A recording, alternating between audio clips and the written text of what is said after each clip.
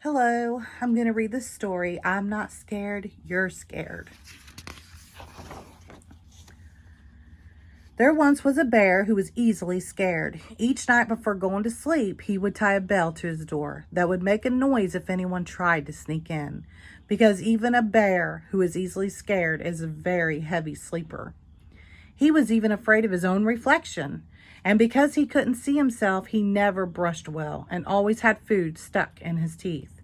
When you're a scared bear with food in your teeth, you don't have many friends.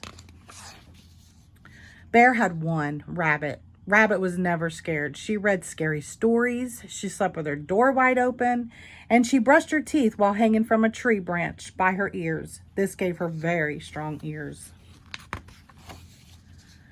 One day, Rabbit made an announcement. Bear, we are going on an adventure. Bear suggested that instead of going on an adventure, they could read a book about adventures.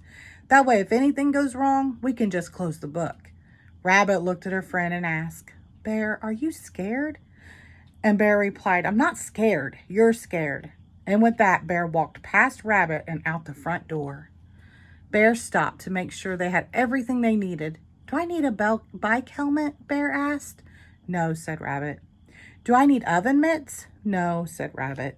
Do I need bear repellent? You're a bear, said Rabbit. After walking a while, they came to a small stream.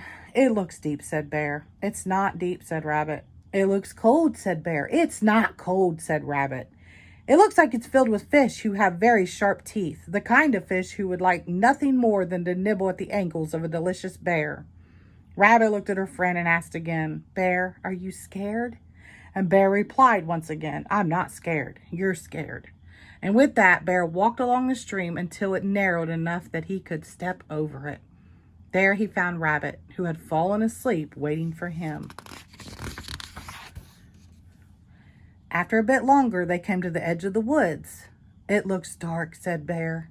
It's not dark, said Rabbit. It looks spooky, said Bear. It's not spooky, said Rabbit. It looks like it's full of trees that are going to fall down and bonk us on the head, said Bear. Rabbit looked at her friend and said, Bear, are you scared? And Bear replied, I'm not scared, you're scared. And with that, Bear, realizing he would do anything to avoid the dark and spooky woods, walked to the road where he waited for the bus. The bus picked him up and drove him all the way around the forest. When he got to the other side, he woke up Rabbit, who once again had fallen asleep waiting on him. They walked some more until they came to a mountain. It looks high, said Bear. It's not high, said Rabbit. It looks slippery, said Bear. It's not slippery, said Rabbit. It looks like one of the rocks will fall and roll and land on my paw, said Bear. Rabbit looked at her friend and just had to ask, Bear, are you scared? And Bear replied, I'm not scared, you're scared. And with that, Bear, realizing he would do anything to avoid the high and slippery mountain, walked to the nearest train station. The train took him halfway around the mountain to an airfield. At the airfield, Bear bought a ticket on a helicopter that flew him to the top of the mountain and dropped him off next to Rabbit, who, no surprise here, had fallen asleep. Rabbit, said Bear, waking her up, should we go home? I am not going home, said Rabbit, and she bounced off with Bear following behind her. After a bit more walking, they found themselves at one side of a long rope bridge. Bear stopped. It looks rickety, said Bear. It might be a little rickety, said Rabbit.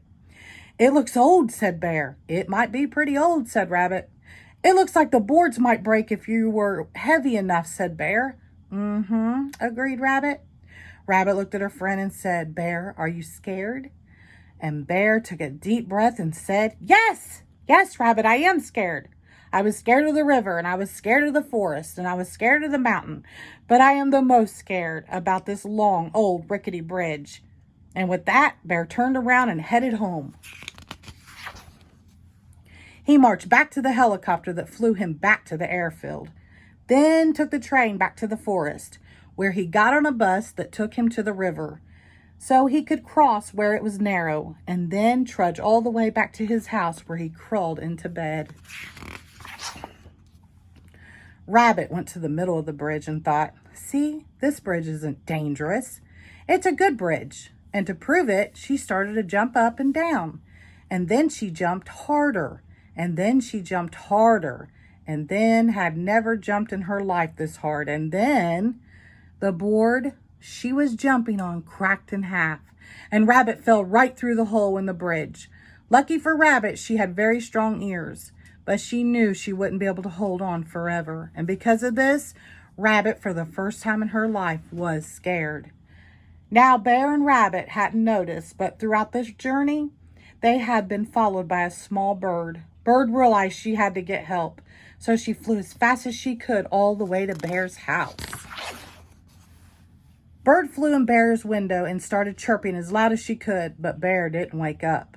Because even bears who are easily scared are very heavy sleepers. Bird was about to give up when she saw the bell on the doorknob. Bird put her head inside it and shook it as hard as she could. Ding, ding, ding. Bear jumped out of bed to hear Bird yell, Rabbit has fallen through the bridge and needs your help. And in that moment, Bear felt something he had never felt before, courage.